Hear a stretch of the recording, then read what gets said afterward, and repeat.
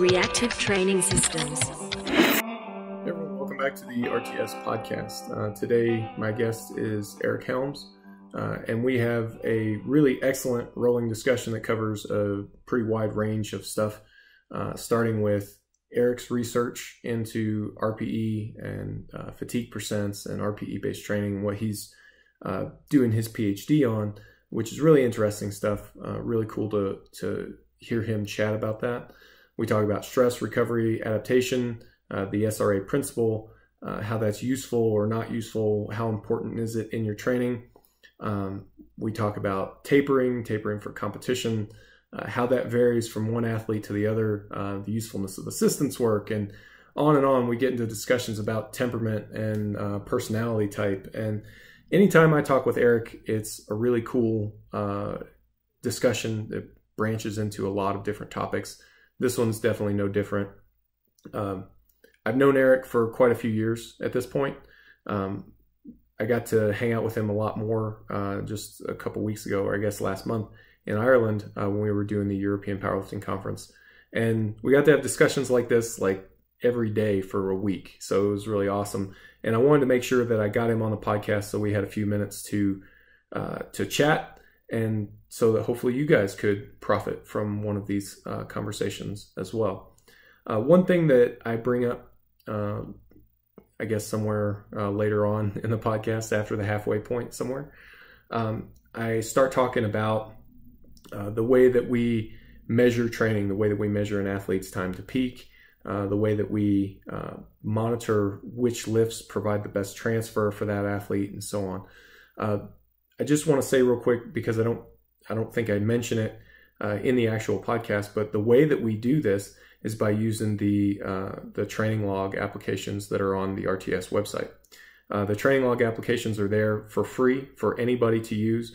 You don't have to be an RTS client. You don't even have to train with RPE if you want to use it. You just go to reactivetrainingsystems.com, log in, click on apps, and you're there. There's an on-screen tutorial that will walk you through how to navigate most of the applications, but it's something that we build and are continually building for the benefit of ourselves as coaches and athletes. So it's something that I think that you'll get a lot out of yourself. So head over there. Again, it's all free to use. The thing that I like the best about it at this point is the block review. So once you get some training data into the system, you can go to the reporting section and run a block review on your own training. And from there, that will let you see a lot of the things that I'm talking about in terms of which assistance exercises are carrying over to your competition exercise the best. What kinds of training volume are having the most positive effect on each individual lift, and so on. So using that reporting section is really valuable. Using the training log application itself is important.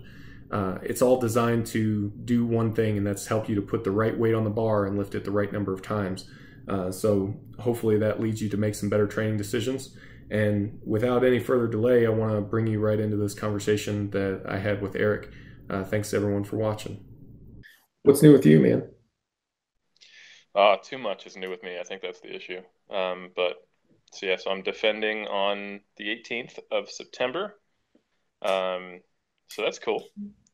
And we're going to try to submit the paper, the flagship one that I did with Certos on training with RPE based load and load progression pretty soon. And then Mass is going strong. And then I'm helping out with a couple students and with some, I guess you could say, like content creation for new PhD students and master students at AUT.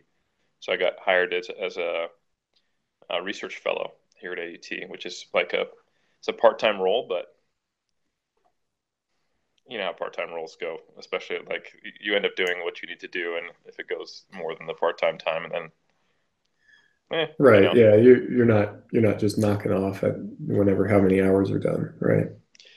Yeah, like the amount of emails that I deal with, and like the bigger picture concepts and thinking I have to do and all this stuff. Like, yeah, I'm only physically there for 7 or 8 hours a week, but it's which is the amount of time it's supposed to be. But because I'm invested in it, and it's fine. It's what I wanted. It's just with everything else, I'm going, shit, I gotta get some stuff off my plate, and I'm a perennial Yeah. overeater in that regard. So It's more than it looks like on paper, right? yes, that's Yeah. exactly right. Yeah. So yeah, Well, man. it's cool though. I mean, it sounds really cool, and a lot of times stuff like that seems like it leads to bigger opportunities later as well.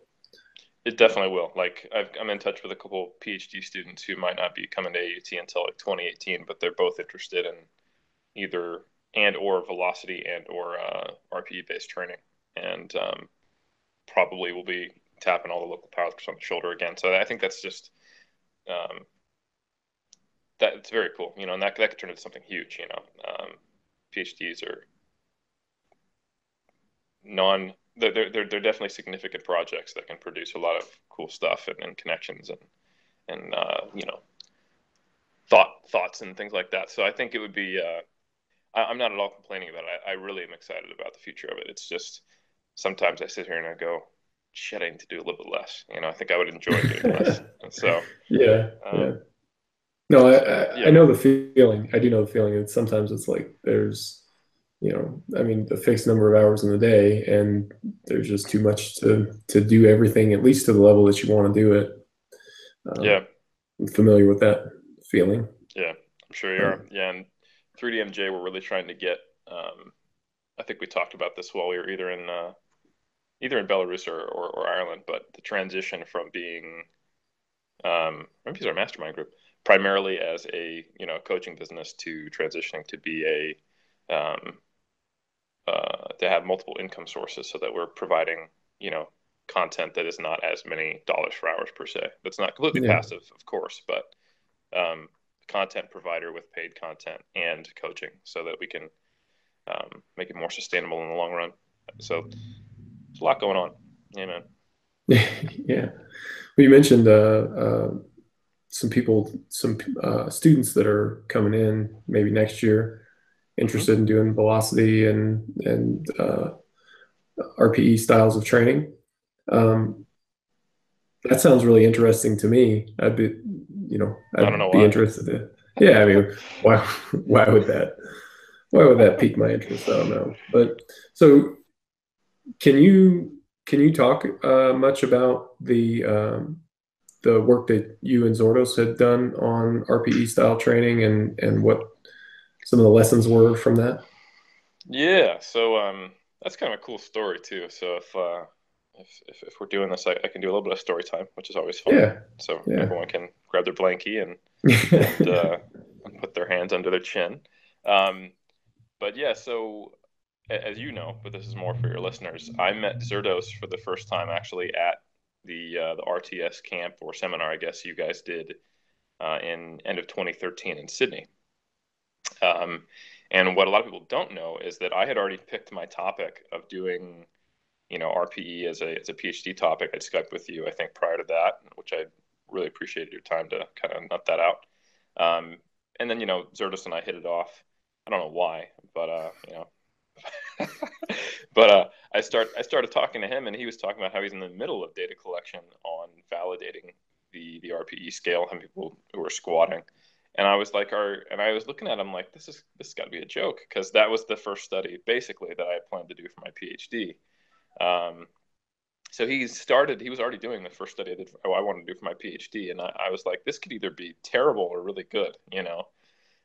So fortunately, we hit it off, and I ended up helping him with his analysis on that. It didn't become part of my PhD, obviously, because I didn't do the majority of the work for it, but it became probably the most cited study in my thesis. And what we did was kind of building on top of that.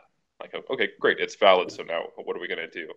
So we've done a lot. We wrote a review paper for how the RPE scale could generally be used in different facets of strength and conditioning. And we got that open access in the Strength and Conditioning Journal to get a lot of readership because I think there's a big disconnect between, published papers and the practitioner. It's a little more kind of a bunch of lab coats talking to each other, unfortunately, in science often, which is, why I do what I do. Um, And then from there, we looked at just testing out a lot of concepts that you brought to the table. We had a study on more or less fatigue percentages. We called them RPE stops because there was already a velocity stop paper in the research. Basically, once velocity drops off a certain amount, you stop doing repetitions. So it's very similar concepts. We thought, as much as it'd be awesome to be like, hey, we did this because Mike T is awesome. We had to actually cite another paper and say, you actually had to, imagine that. yeah. So we had to cite like another scientific paper that was close. We actually have, this is probably the first PhD that's ever cited the Reactive Training Manual, which is kind of cool. I'm sure it is, yeah. Yeah, but Wasn't nonetheless, there a little bit of confusion on like how to actually cite that because it's a self-published book? Yeah, exactly. I actually, every time I cite it, I get so when you publish a paper, you go through a few stages, and the very final stage before it gets published is the the final copy edits. And the copy editor always comes back and says, "Oh, can you please put the publisher here?" And I'm like, "I don't know what to put. Like, I don't know, like Mike T's computer. Like, what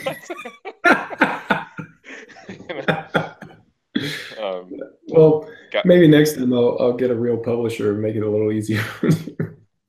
I think that's the main reason you should do that. Definitely, for no other reason. Yeah, for sure. Yeah. So that's so anyway, I think to kind of conglomerate all the stuff we did together, the first thing we did, Zerdos and I, I helped analyze it. Zerdos did this at his lab. They looked at novice and experienced squatters going up to a max using the RPE scale. That's almost exactly the same as the one you generated. And then having a set of 8 at 70% of that max later. And the way it was done was that basically the RPE they chose, the last one they got, that last lift they attempted and completed was the one they were stuck with. So we wanted to see if more novices got stuck with lower RPEs. And we did find that, in fact. I think at both 90% and 1RM, there was a difference in the RPE scores. With the experienced lifters getting a lot closer to a true 10.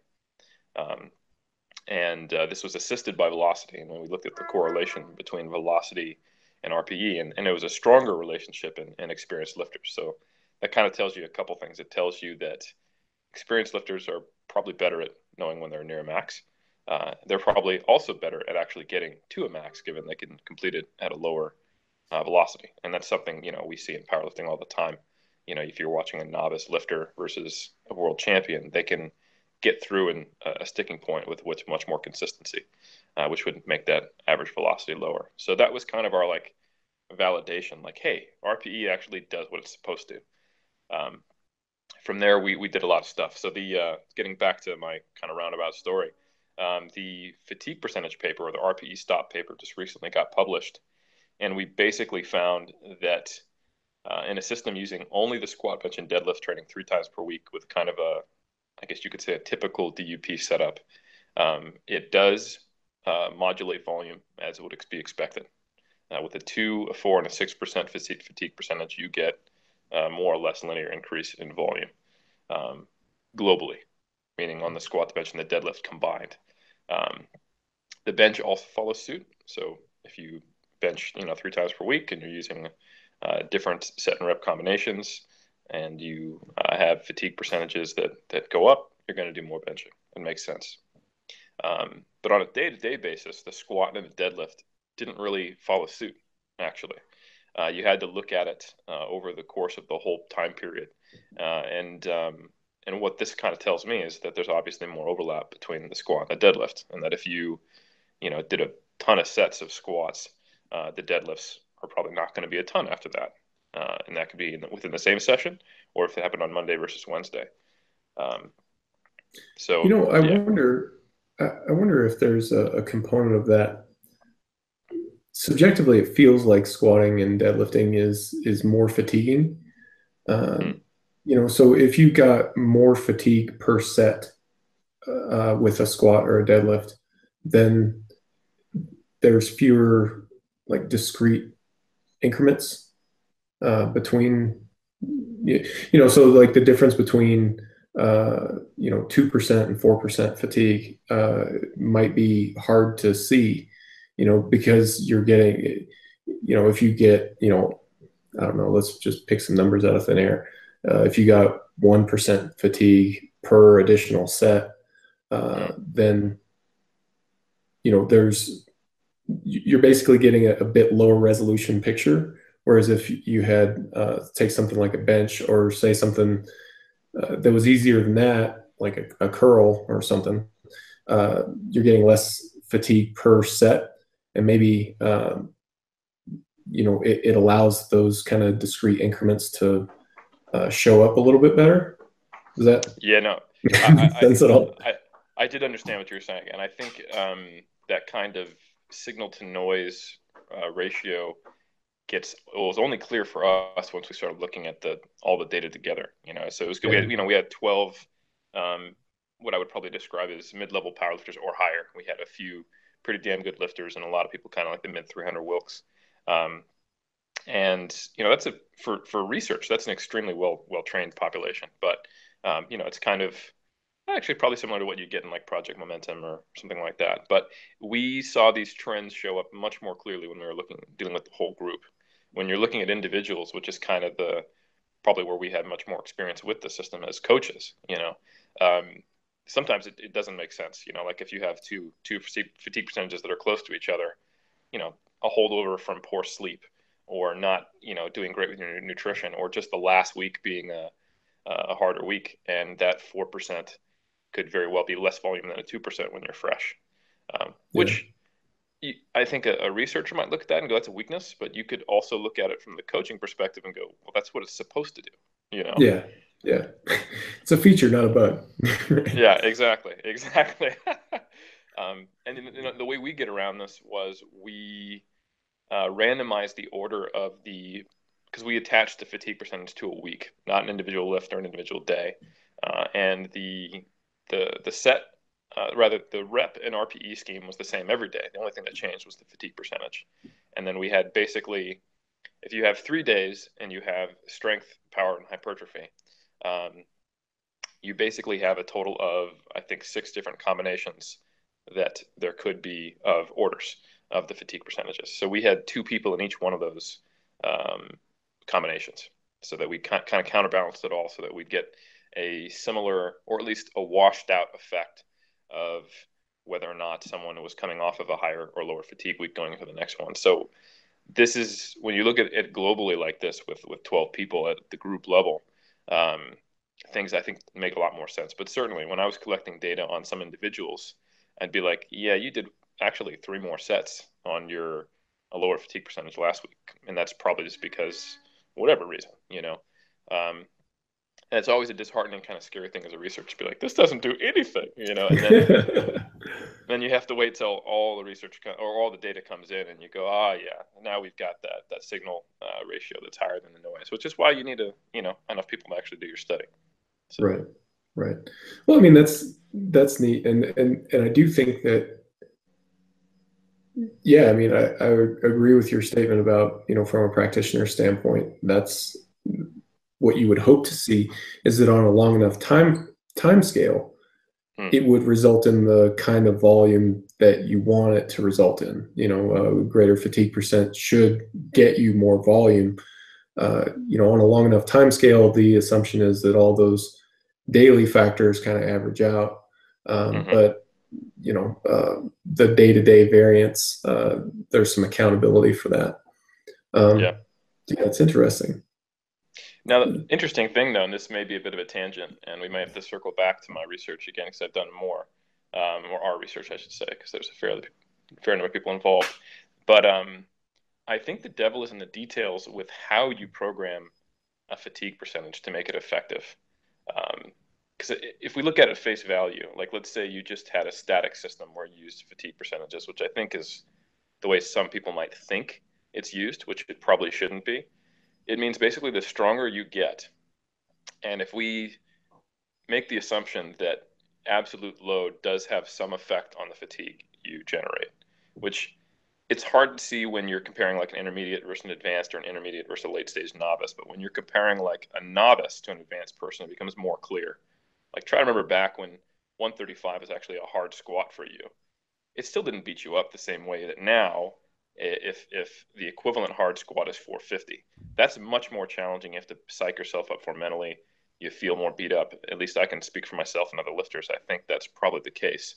So if you were to use a static system with fatigue percentages, you'd probably end up doing less volume as you got more advanced with higher loads. Well, I should say probably more tonnage, but less number of total sets if you were to just to use this with a totally static system. So I think when I talk about fatigue percentages, you can't just be like, oh, this is how I program my volume. I use fatigue percentages. It's probably a better strategy to use within a system where you're maybe manipulating number of days training, number of exercises, and you're just trying to use it as kind of a valve on a singular day. I think it's more of an acute tool than it is a broad stroke. I don't know what you think about if that.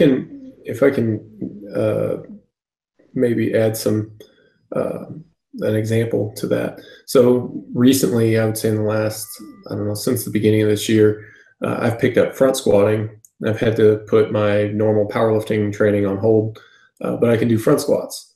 So I've effectively gone through the stages in rapid succession of being a total novice front squatter and not really having any idea what I'm doing, to now I'm pretty competent in it. You know, I definitely don't feel as competent as I am in a back squat, but I'm getting there. And just to kind of highlight what it is that you're saying. So in the early stages, you know, I would do whatever my series of front squatting was for the day, which wasn't a ton of work, wasn't a ton of sets because it didn't need to be. But say I'll take a workout with 4 or 5 working sets. I wouldn't feel any effects from that except maybe a little bit of soreness in my traps from holding that position. Just wasn't a huge, stress from that kind of workout. But now, more recently, and this is fairly recently, actually, I've gotten to the level where I actually do feel some effects in my legs and whatnot. Now, whether that's my legs getting detrained to the point where front squats are having an effect, or I hope that my front squats are just actually getting better. But for me, at least, it adds a bit of context and helps me to understand what it is. It adds a little bit of detail to that example of what you're talking about. That kind of in those early stages, I wasn't capable of having a really high level of performance. I just didn't have the movement competency, so a set of 5 at a 9 RPE wasn't as good as it is now, so then you take the fatigue percent off of that and you can do a lot of sets, it takes a long time for that fatigue to show up. But now, since I'm much more proficient in the movement, that fatigue shows up earlier. I can totally see that happening. Whereas number of sets could actually go down as movement proficiency increased. Exactly. So with a fixed model that doesn't really mesh up with what we think and observe and data would suggest is the way that you make an intermediate become advanced, which is find a way to do more without killing yourself, basically. So that's I think there's always a bit of a disconnect, even in applied research, which I would say I'm a pretty damn applied guy when it comes to my research. Even in applied research, it doesn't mean like, right, I'm going to do exactly what the guys in the study did because, #science. It always stays, as my good friend Dr. Sotos would say, conceptual. And you have to figure out how to integrate it into your training. Sure. So yeah. Yeah, just kind of thinking along those lines and going a bit further with it. Let me rephrase that. You don't see that many like really advanced lifters, and I mean advanced more in the sense of training age more than anything else at this point, that are doing like endless sets or that are doing workloads that, if they just continue to increase workload, more or less linearly from when they began, they'd be doing 15 or 20 sets. And you really don't see that. You do see guys doing, 3, 4, 5 hard sets, and they call it a day. Now, not to say that that's ideal, especially for more intermediate lifters or for younger lifters. But I wonder if there's not kind of an arc that has to be followed. Early on, it doesn't take a huge training stimulus, and then it gradually takes more until it doesn't, because you just don't see that continuation.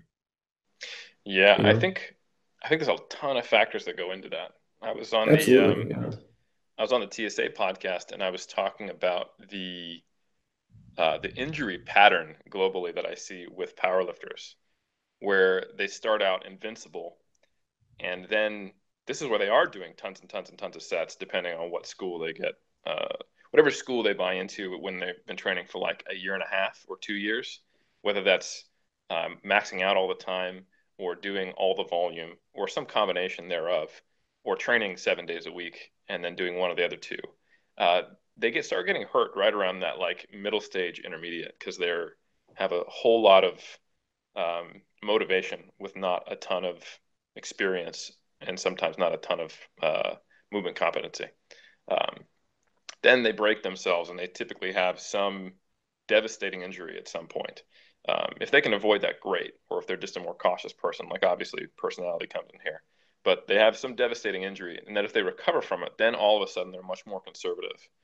So you almost see this kind of pattern of invincible and doing whatever I first read or was told to do, gaining some knowledge but taking it way too far, getting hurt badly, then coming back, and sometimes it's like getting hurt badly 3 times before they learn this lesson. Uh, then seeing, okay, what can I do and still make progress? First, what's the most I can do? You know, so I think some of it's influenced by that. I think there's some selection bias at high level powerlifters where they have some understanding of not even high level powerlifters, advanced powerlifters, because I think that's a distinction. Someone who's made good gains for them, they have an understanding. Okay, this actually has to be sustainable and not break me, or I can't progress. Period. I know that's something that I followed that pattern personally, like twice. So I think that interplays too. But yeah, I think more often than not, with motivated athletes especially, they way exceed the cap of effective volume early on, and they kind of come back down to it to a level that's appropriate at some point, which I think is an interesting thing. But I guess that's more of a statement that most people don't do what would be optimal in retrospect, you know? yeah, yeah. I don't know. It's definitely an interesting thing, uh, and it's interesting that there seems to be a bit of convergence on ideal training volumes. In the general sense, it does seem like training volume, training workload even needs to go up over time as your work capacity develops. But it doesn't seem like it's an extreme thing. Like, especially if you distill it down to the level of looking at number of hard sets rather than tonnage, because tonnage gets uh, contaminated a little bit by gains in strength. So, but if you look at the number of hard sets, it doesn't vary widely. It's not like you double or triple the number of hard sets that you do as you progress. Although maybe you don't triple it, but maybe you do double it at some point if you count. If you look back far enough, yeah. Yeah, if you aggregate it over a long enough period of time. Now the number of hard sets in a workout, I don't think changes all that much. You're looking at 4 or 5 hard sets usually. If you're doing easier, more submax effort work, you can do a lot more. But generally you're in that range, and people don't have the energy to continue a lot beyond that. And it does vary from person to person. Like whenever I do seminars, I talk about Liz Craven, and that she's my go-to example for somebody who has just a ridiculous work capacity. She can tolerate workloads that are, about 150% of what I see for like most normal people. But even then, we've found out more recently, it's like, well, she can still get stronger without going to those places. So if we can save some of that wear and tear, I think it's a good idea to do that. Yeah, there's so many things at play there. There's the is optimal actually optimal long term? Kind of the tortoise versus the hare mentality of it. Like, sure, if we looked at the next 3 mesocycles, maybe if we did an extra set, you'd progress more. But if the 4th mesocycle, you'd get hurt. While if we'd done 1 less set, you wouldn't. That's actually slower progress, you know? Yeah, There's absolutely. that. Then there's, like, I don't know if you've observed this the same way, but an easy way to do it is to think about who has used, like, remember the old Shico Excel sheets that had like the 85 different numbers and then CMS prep, CMS, and then MS and all the stuff. The people who I know who actually went all the way from like whatever it is, like 29 and 37 all the way up to like CMS, um, and made it through and kept having that linear increase in volume, which is basically what it is. That's a system that actually is built that way. Tended to be lightweights, or at least middle weights or lower. Um, when I run into guys who are like, I don't know, like 93, 105 or higher, kind of that seems to be where the cutoff point is, where it seems like body weight for some reason affects it. I don't know if that's just because, no offense, like you're out of shape, or if it's just the load of carrying your body around is actually creating a constant strain as well. Or, I couldn't give you a good answer as to why it is that larger weight classes seem to either they don't need as much volume, which I don't know is true, or that they can't handle as much volume. I, I have noticed that effect for sure. Yeah. When it comes, especially when it goes to 120 kilo lifters, 120 plus lifters, particularly on the men's side. I don't see as dramatic of an effect on the women's side, although I haven't worked with that many 84 plus women. So yeah, maybe that's a problem, a limitation right there. But at least with 120 kilo men, I've noticed that the workloads that I would do are not workloads that I would prescribe to other 120 kilo men. And particularly with 120 plus, if we're talking about just workload, actually the workloads that get prescribed at that level are relatively low. The only thing is those guys tend to be handling more absolute weight, and it doesn't feel easy to them. They're working as hard as they can. And like you said, I'm not sure exactly what the cause is, whether that's, just systemic from handling such heavy weights, or if it has something to do with aerobic capacity. One way or another, if you do give them the same workloads that you would give to, a 57 kilo female, then that's not going to end well. It's definitely not going to be a positive. So I think that's always a tough one to figure out, because I on one hand I go, yeah, they are lifting heavier loads, but then I think, like, if we try to get absurd just to kind of think about that argument, does that mean like an elephant should be more fatigued because it's lifting like something really really heavy? Like, it just doesn't, like, I think, well, shit, this guy weighs 165 pounds, who somehow is squatting in the mid 500s. Like, that's a 3 times body weight squat. Shouldn't that be just as fatiguing as Ray Williams squatting 1,000s? Like, like in your head, you think that. No, I get that. And I kind of wrestle with that as well. Like, I mean, I think it's still up for debate on how much the absolute load factors in to these sorts of things. Now, in the specific context that we're talking about, I don't think it matters at the end of the day. I think, I think in general, like as a sport culture, we've kind of gotten caught up. It seems to be less of a problem now than it was, 3 years ago. But we kind of got caught up there for a while in the whole volume bandwagon, I guess. Let's just call it that. To the point where we were doing high volume workouts to do high volume workouts, it seemed. And we kind of lost sight that, hey, the name of the game is, to lift the most weight that you can one time. And if that high volume workout isn't leading toward that goal, then it's counterproductive.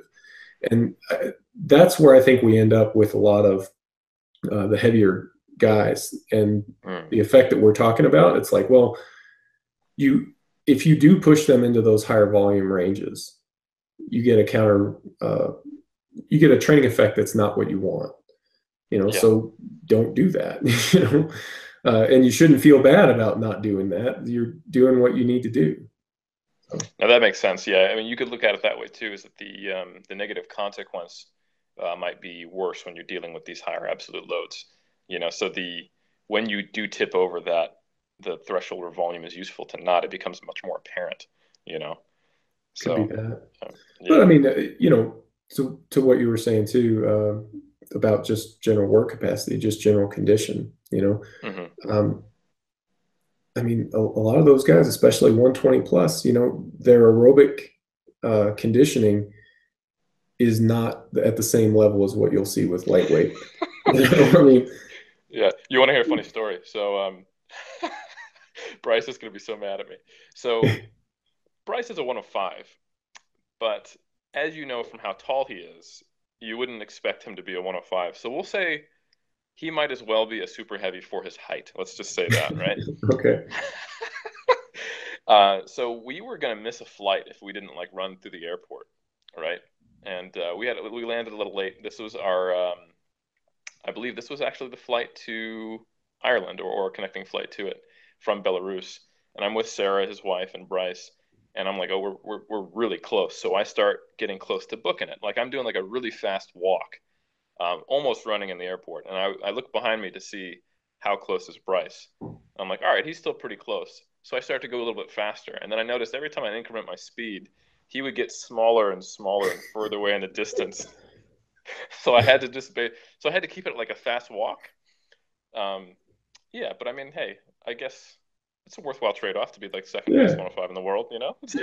Nah, I'm not doing that, man. I'll just miss this flight. Yeah, exactly. Hey, I've made those trade-offs before. My Yeah. wife has gone running through the airport before, and I'm like, I'll catch the next one, I guess, because I'm going to get there when I get there. Hey, man. And you Yeah. guys are champions, so I guess it's worth it, right? Sacrifice to Well, win. hey, Yeah. specialization, right? That's right. Yeah, That's right. hyper specialized in the one thing, but oh man. So, speaking of Ireland, when we Mm, were in Ireland, you and I had some interesting discussions about, um, LSD. well, actually, we did have numerous discussions on psychedelics. How that came up so often, I still don't know. But at any rate, we had some interesting discussions on stress recovery and adaptation, and Mm, specifically the stress recovery adaptation cycle, yeah. and how important do you see that being for an athlete? Um, and just to kind of give some fodder to this conversation, if I had asked myself this question 6 months ago, I would say not all that important, that total workload matters a lot more. Um, but in the last training cycle or two for myself, I've, I guess, I don't know if it's just been paying more attention to it or what, but I have noticed that weeks where I have a training template that makes sense and allows me to execute my highest priority sessions when I'm the most rested leads to better performances, and better performances tend to lead to better performances. Mm, And on weeks where, say, I'm traveling or some scheduling thing comes up and I have to just kind of cram all the work together on one end of the week or another, um, fatigue by the end of that is hampering performance, and poor performances tend to lead to poorer performances. So, mm. kind of where I'm sitting with it right now is that I'm not so sure that it's impactful in the sense that like you need full recovery physiologically to continue making adaptations or anything like that. But it seems like being recovered leads to better performance, and better performance leads to better workouts, and better workouts leads to better performance. Does that make sense? Yeah, so there's you're able to achieve a certain level of training momentum when you find the right balance between rest and recovery and Hey, you performance. used my phrase. That was for you, buddy. Yeah, thanks. Um, yeah. No, I would agree with you. And to go back to your initial question, I do think that it is an increasingly important thing for an athlete to ask or be aware of as they gain more training age and maybe more biological age and maybe more adult responsibilities, because something something I can't remember which of my mentors told me this, but someone said to me, and it always stuck with me: stress is stress is stress is stress. And what they meant by that was that in terms of just kind of the pure flight or fight response and the way that the total, allosteric load, like our total stress in life, everything affects everything else to some degree. Obviously, not equally, but you being stuck in traffic or getting, in a fight with a family member can and will have an effect on your training to some degree.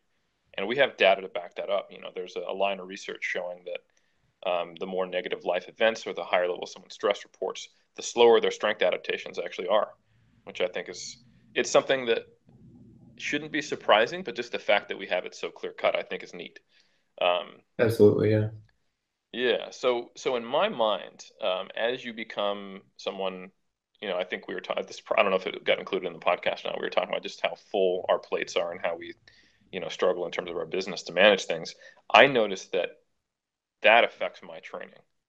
When I'm trying to juggle, 5 different businesses or something like that, that makes it much more difficult for me to, not just from a time management standpoint, but also from probably a fatigue management standpoint. Yeah, from a caring standpoint. Yeah, exactly. Yeah, engagement, motivation, just not being burned out for sure. So I think there's a lot of things that go into it, but overall, the greater the total stress, and I mean that broadly, the more you have to pay attention to stress management or fatigue management, if you will, in this specific context. And I know for me, it's something I focus on a lot when I'm trying to do a fair amount of training, because I train for both strength sport and physique sport. So I prioritize volume on accessory lifts in addition to trying to get a requisite volume on my main lifts. And I've always been, well, not always, for the last, say, well, really since my PhD started, I've been trying to look at ways to find the quote unquote optimal setup to where I can get the work done in a way that allows recovery. And I tried, okay, I'm only going to train 3 days a week. And I ended up having these like 2.5, 3 hour sessions. And those absolutely wrecked me. That was a failed strategy. That was probably the worst I felt in training for a while, even though I was only training 3 out of 7 days. And I started doing these little 45 to 1 hour workouts like almost every day and just taking a day off when I felt like I needed it. And that was better. And now I've kind of fell into this hour and a half, 5 day a week kind of setup where like if you were to look at volume per session per lift, you'd be like, God, that's a really low volume program. But I also bench 5 days a week. So I do a total of, 15 sets, but only 3 sets per workout. And then with my squat, and this is a lot to do with my hip, I work up to a 7 to 9 RPE for a single 3 days a week. And then on 2 of those days, I do some front squat back off work. But that's really like, if you think about it, all squat volume combined, that's like 9 sets, So Yeah. it's not much, but it seems to be a lot more effective. And I seem to be a lot more effective globally in training and out of training, having set things up in that manner. So I would say it can be very important. If you've got someone who has all the time in the world and they're low stress, they're living at home, they're, messing around in community college and they really like to lift. Like I'm thinking back to when I was in my early 20s, like when I was in the Air Force, especially, actually, I could do whatever the hell I wanted. It didn't matter, So, but I think that's a short window for most people if they stay in the sport a long time. Right. Yeah. Do you feel like there's so like there's the general stress response that seems to be the same for basically any kind of stressor, but then there does seem to be some more specific responses as well, like maybe I'm putting words in your mouth. It seems to me that there are more specific stress responses that if you were to do say blood flow restriction training, that you end up with more of a metabolic, more, I guess, muscularly focused stress response. Whereas if you were to do a series of very heavy singles in the deadlift, you get that kind of brain fog, central sort of stress response, fatigue, Yeah, I guess. So, Mike, I don't know if you've heard about our publication with myself, Greg Knuckles, and Dr. Zerdos called Monthly Applications in Strength Sport. It's a This monthly sounds research review. Yeah, incredibly interesting. oh, thank you for saying that. I think your audience should listen closely for our monthly research review that is only. No, I'm just kidding. But yeah, actually, I bring it up because we recently reviewed, I think it's actually going to be in the forthcoming issue, so you can't check this out just yet, at least our review of it. But there was a study that came out just recently. They had a protocol. The protocol wasn't different, so it doesn't specifically answer the question of what causes which type of fatigue, but it did look at the recovery of what I would call peripheral fatigue and central fatigue, or basically, more simply put, your workload capacity and your maximum strength capacity. So like the ability to, and I think in the study it was like peak torque, and the other one was some form of total work they could produce in joules. I can't remember. But they came back at different time points. So peak force recovered before workload capacity did, if I recall correctly. Now, it may not always be Really? that way. Okay. So basically, your strength capacity came back before volume. It may not always be that way. It will obviously depend on the protocol. But there's been a Yeah. few things that have come out recently that have kind of challenged the way I think it would probably be. Like there was another one where they compared, I want to say, like 8 sets of 3 to failure versus 8 sets of 10, and the like the fatigue and overall like suppression of force production, we'll put it that way, was longer and outlasted the whole, I think, 72-hour testing period, maybe even 96-hour in the group that did 8 sets of 10, which that is an absurd amount of volume when you think about it. Unless you're doing GVT, then you're like, hey, you got 2 more sets. Right. But I think for anyone who's on a sustainable program or has been training for a while, like thinking about 8 hard sets of 10, that would put you down for a while. For sure. Um, Yeah. yeah. So maybe that's not too surprising, but 8 triples is still no joke. And I think anyone who's tried to do high intensity, high number of sets before, they feel exactly what you're talking about. That just, man, I'm messed up. And it may be that that's just a harder thing to capture, that kind of brain fog and just overall kind of feeling like things wouldn't go well if you had to do something that took a lot of mental energy. Yeah. Yeah. That's a good way to describe it, I think. It's just kind of a difficulty focusing on the things that you want to focus on, harder to Mm-hmm. do creative tasks. I mean, it's interesting because I'm not 100% convinced that if you took a lifter who's feeling like that and you put them into a gym setting and ask them to go to a max again, I don't know that it would be that bad, at least Yeah. in the short term, because I think lifters, especially more experienced lifters, have kind of an ability to dig deep, and Yes. find something to help them with that performance when it's otherwise not there. But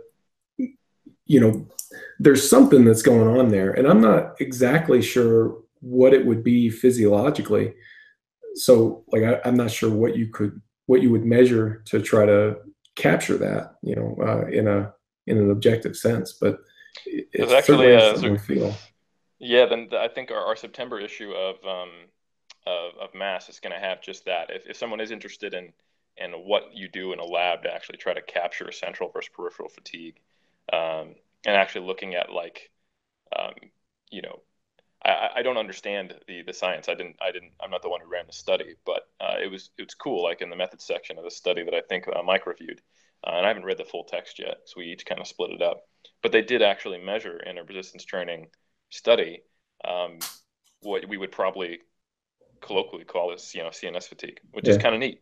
yeah, You know, so it can be done, and it obviously has to do with the strength or the rate or the speed of firing from the actual central nervous system.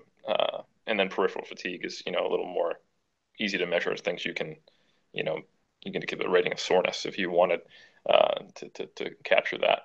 But we still don't fully understand it. Like even the peripheral stuff, like um, the authors struggled to come up with an explanation for why someone couldn't perform as much volume later. Like, well, glycogen should have been replenished. Like, you have a yeah. full day of eating, you're fine. So what's going on there? And And okay, if there's muscle damage, why isn't that impacting peak force too?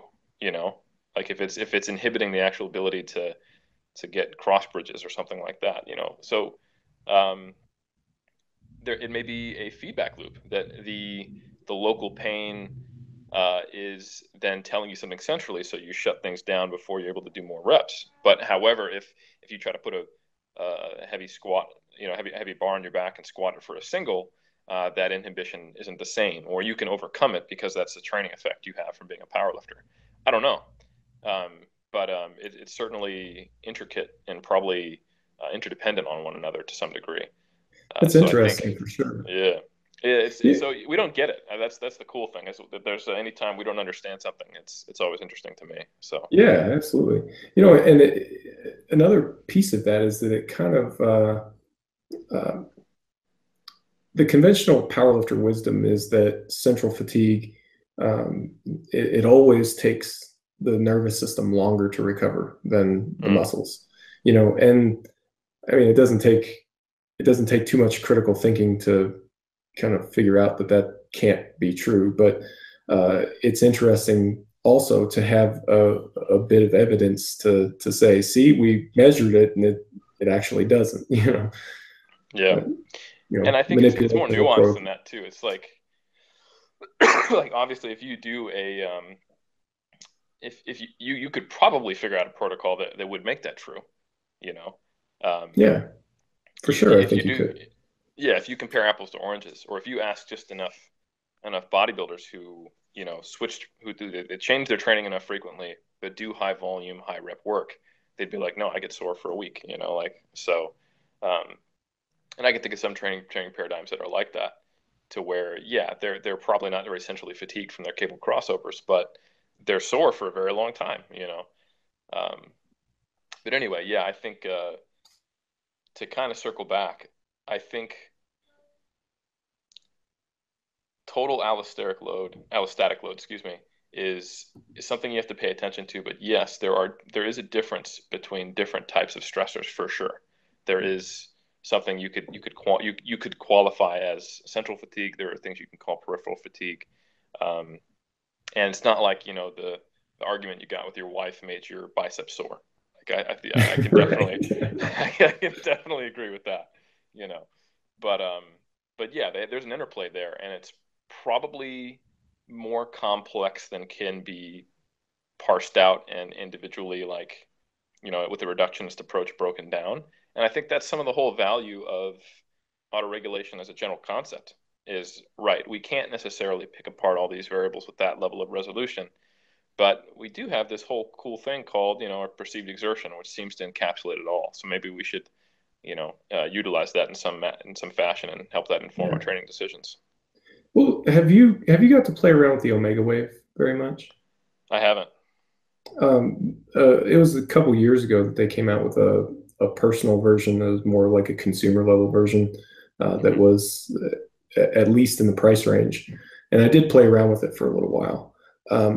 Now, validity of the measurement aside, because as far as I can tell, there's some questions on that that haven't been adequately answered. Like, how are you able to look at my heartbeat and tell about my, aerobic capacity? How are you able Hmm. to determine aerobic recovery based on, an EKG or something? But and anyway, maybe I'm off base with that specific example, but you get the idea of where I'm going with this. Sure. The report that you would get back from the Omega Wave was it had several parts to it, and it was really detailed. Um, but you would get stuff back like, your anaerobic systems are in the green, your CNS is yellow, but your aerobic system is red, and all these different things. And you kind of end up looking at this and you go, well, what do I do with that? Yeah. Like and now to their credit, they did seem to make an effort to digest it all into one, train or don't train sort of recommendation. But I don't know, that doesn't take into account what kind of training you're about to do or what sport you're interested in or anything like that. So I wasn't comfortable relying on that very much.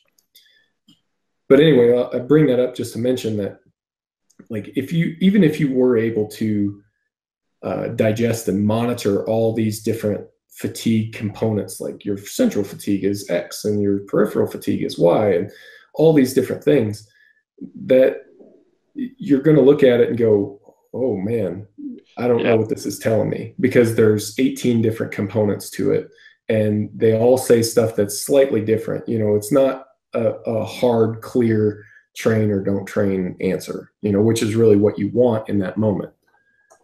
Yeah, I had a meeting way at the start of my PhD where I was trying to figure out exactly how I wanted to look at autoregulation. And I had sat down with a couple different people at different times who were using, I want to say it was HRV, to guide some of their programming decisions. And I found there was one guy who would take a day off when athletes were pretty beat up, according to HRV, or not well recovered, I guess I should say. Another coach, though, had them do like a moderate intensity, like higher volume fatiguing session. Like he'd be like, all right, you're fatigued, so we're going to do we're going to see if we can challenge you in a state of fatigue. So that's what training is going to be like.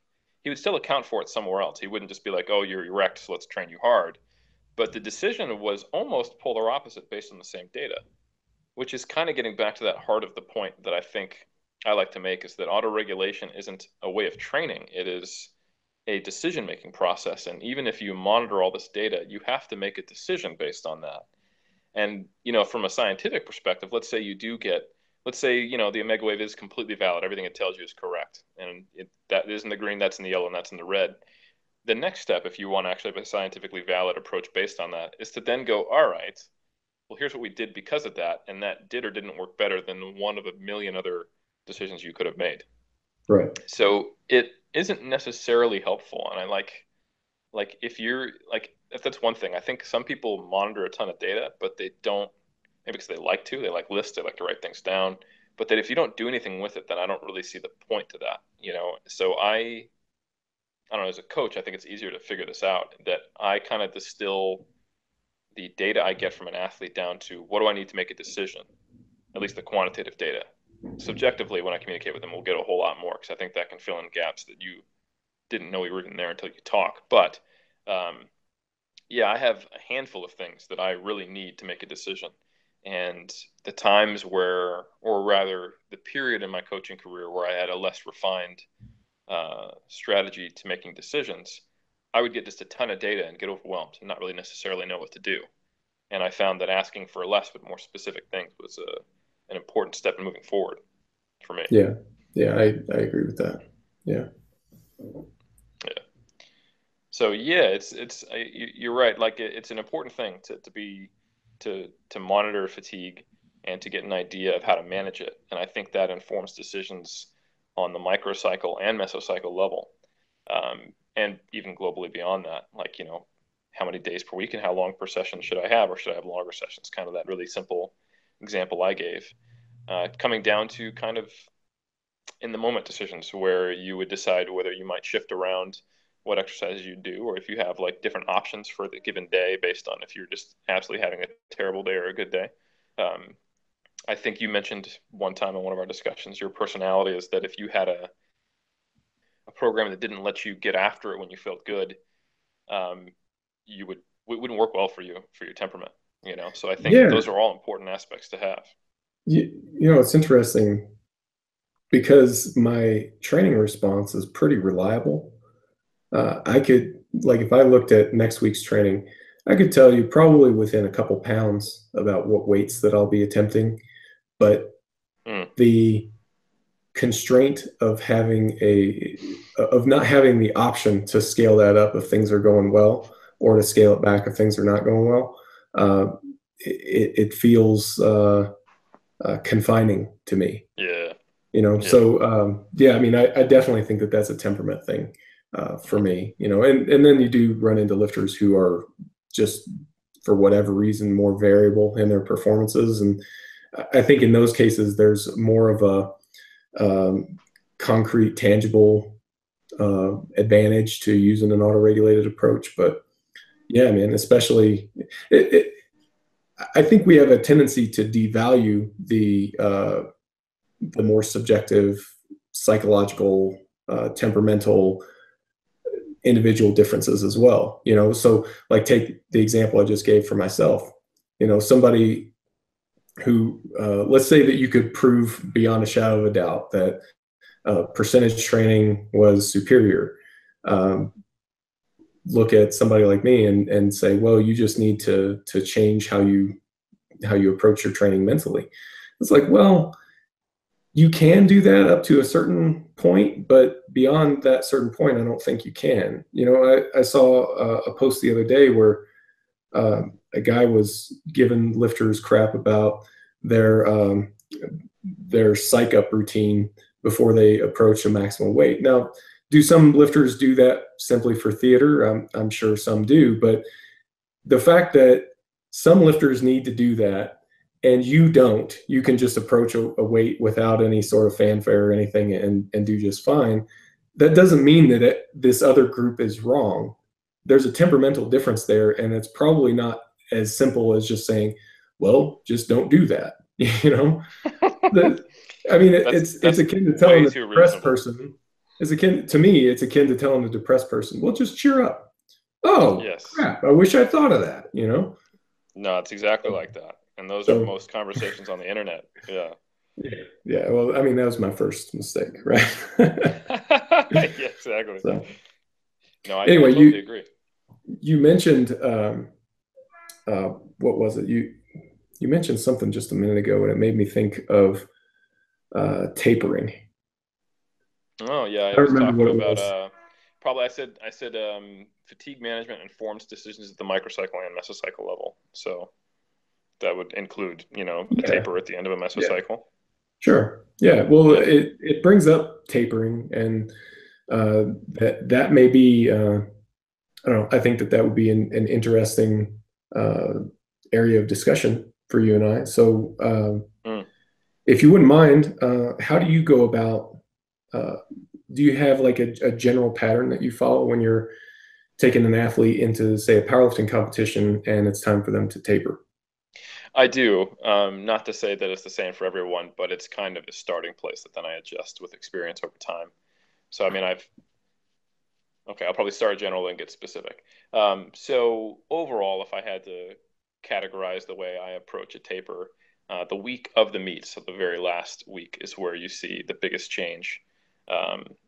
I typically give someone, and this has actually changed a little bit recently based on some data on what I would call like priming, showing that like doing kind of like a quote unquote power day 24 to 48 hours before the competition might actually help performance, which is interesting because I used to think, oh, that just allows recovery, but the fact that it might actually enhance performance is interesting as well.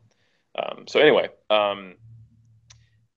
typically you'll see I'll use a volume reduction somewhere in the range of, say, like half to 2/3 of what they're doing. And when I say volume, probably best to look at it as far as like total reps, maybe. So you're reducing by that much, or you're volume goes to half or to 1/3 of what it was. So it's a 50. So it's a 50% to 2/3 kind of reduction. The percentage 1RM is going to stay roughly similar, but the RPE drops. So obviously the reps are going down. Like the last week, I'm pretty much only doing singles with someone. Accessory stuff I keep in until the last couple days, but it's a lower RPE and I drop a set off roughly. And the week prior to the meet, more often than not, the Saturday 1 week out, if they're competing on a Saturday, they'll practice openers. So, overall, that's a general linear trend of the way I program. So the reps are going down. We're getting more specific for the competition. The RPEs are getting higher. Percentages are getting higher. Reps are getting lower. And that kind of then blends nicely into the taper where it's mostly singles. But we're just basically from that Saturday where we practice our openers, if those are, a single at a 7.5 to 8 RPE, depending on, how fatigued they are going into that day. Then it might go like singles at a 7 on Monday, singles at a 6 on Wednesday, and then singles at a 5 on Friday, then compete on the day of with a decreasing number of sets as well. And then, accessory work on all those days except for the day prior to the meet. That's like a general template. Now, does it look exactly like that for most of my lifters? No, probably about maybe half or less than half, because you modify that. I've got, for example, Bryce and I, we just tried starting his taper on deadlift a little earlier. We're making his last heavy set a little earlier just because he found he kind of retained a little more lumbar soreness too long. And I have other guys or gals who do better keeping it heavy and with less of a volume reduction closer to the comp, and you just take a day off or two. And now I would probably modify that and have them try just like a same strategy, but a primer session. So like a day off and then something a day prior if they weren't traveling. So I think the general concept of maintaining RPE, or rather, sorry, maintaining intensity as percentage 1RM, dropping RPE, dropping volume over no more than, say, a week or two, depending on how long the buildup was, is probably a rough descriptor of what I do every time. And seems to, I don't see like a big super compensation effect or anything like that, but I do see a pretty reliable dropping of fatigue, I would say.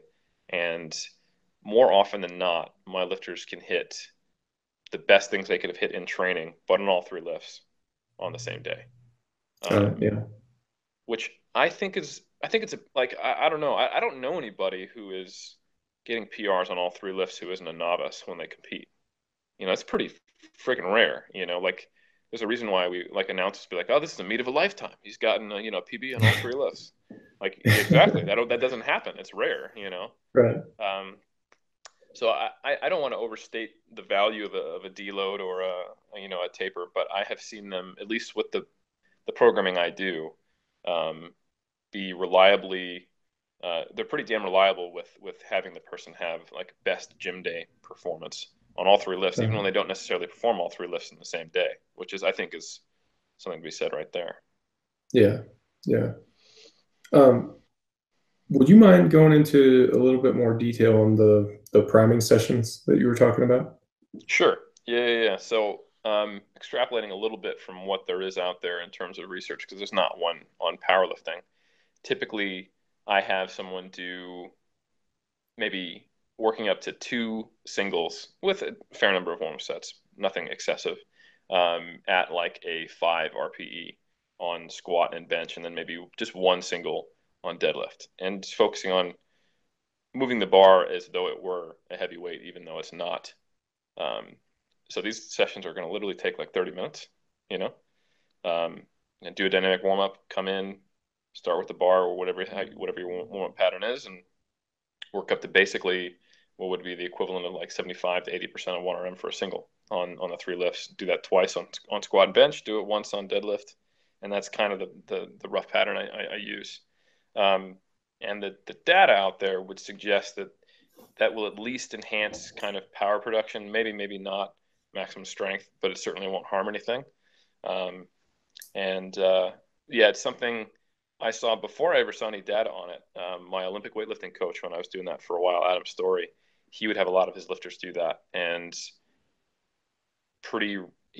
at least from his estimation, there was a beneficial effect from doing that compared to when he didn't. And I felt like I noticed something. Granted, I've only competed 3 times in Olympic weightlifting, but comparing it to like a max out session in the gym where I hadn't trained the day prior to the Olympic weightlifting, where we didn't really do much of a taper, but we did do the priming session, I felt like it improved things. But I could take that for what you will. I could see that a bit. I do think that there's something to be said for keeping the bar speed high on the warm-up sets. So I notice for myself when I'm approaching, say, a heavy bench, if I'm able to keep the bar speed up on my warm-up sets, then I can get a little bit further, even to the point of taking a couple extra warm-up sets. I mean, you obviously can get too crazy with that, but if I take a couple extra warm-up sets, that'll allow for some smaller jumps. and it seems like I'm able to maintain the bar speed a little bit further. Now what you're talking about is obviously different because it would happen the day before, but the two things at least sound similar enough that it makes me curious, makes me want to try it. So that's interesting. Yeah, you know me. It took seeing some scientific data for me to really kind of go, maybe there is something to what I felt, But yeah, I tend to be a little more cautious before I pull the trigger on something as a coach. Not that I can't make a decision unless there's research, but I have to have a very strong logical rationale to do it. So I think this is probably, we can, after we finish our discussion on tapers, but that probably explains the way I use accessory work, or rather non-main lift work for powerlifters. Because I think a lot of the specific assistance exercises, if I can't get a strong rationale for why I'm using it and one that I'm confident in, then I won't use it, which is kind of why I tend to sit on the spectrum of they're either doing bodybuilding work or they're doing, strength work on the big three. But a lot of I'm unconvinced sometimes of the explanations by some coaches of why certain movements do what they're supposedly do, So I'm like, I don't know, I'm not going to use that. So remind me briefly, because I can't remember off the top of my head, and it's okay if you don't want to go into this as well. But where are you on conscientiousness? Conscientiousness was pretty high. I think the only thing I was yeah, that's right. Yeah, I was high on conscientiousness. Yes, I And was somewhere in there. You were pretty low on neuroticism, though, right? Yeah, I was very low on neuroticism. Yeah, that's right. Cause I'm actually remembering the visual. The first two things I was pretty high on: agreeableness and conscientiousness, I think. Openness. Openness was relatively low. I was like 30%, and then neuroticism was 4%. I have to look But at the other ones, yeah. Anyway, Yeah, so the reason I what brought that up is that you were basically making a case for being cautious, and it just kind of brought to mind that cautiousness is a dimension of conscientiousness. So being high in conscientiousness doesn't necessarily mean that you're high in cautiousness, and I'm sure it's circumstance dependent anyway. Right. But anyway, it's just an interesting thing that brought to mind. I tend to be pretty high in cautiousness there as well, but I think it plays out differently in how you and I make training decisions. But, certainly, yeah. But anyway, so that's how I run my tapering, right? To turn that back around, yeah. Right.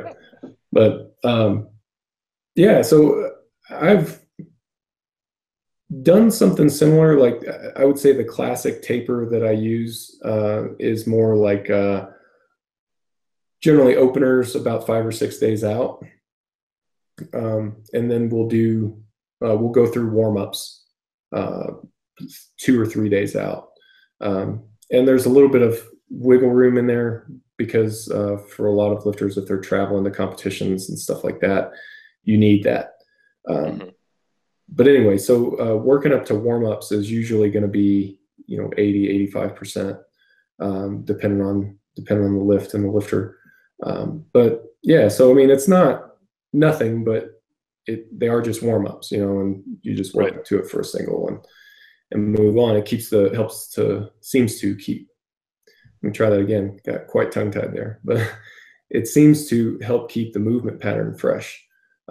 I've noticed that when we skip that workout, especially if you've got a lifter who's used to training with high frequencies and they just kind of skip that and go into the competition, the movements all of a sudden feel foreign to them just a little bit. And it's nothing that you would notice as an outside observer, but it's just them, it's their own perception of it. And I think that even if it's just a feeling, and even if that feeling's gone by the third or fourth warm-up set, it kind of goes back to what I was saying about maintaining the bar speed, and your performance tends to be better if you're killing it the whole way through. If you have the first half of your warm-up and you're going, oh, I don't know, and especially if you tend to be a little bit higher on the neurotic scale anyway, I think it's got a greater potential to kind of spark a downward spiral. So it's kind of important to keep that from happening. And usually I find that, a brief session, crank through some warm-ups 2 or 3 days out is plenty to keep that at bay. Although I think that's interesting. And that would be a thing that I would be willing to play with a bit more, is doing more of a priming session. I know the meathead in me gets excited at the phrase "a priming session" is very well done, because they go, "Oh, well, I'm potentiating things." Yeah, exactly. It's very official.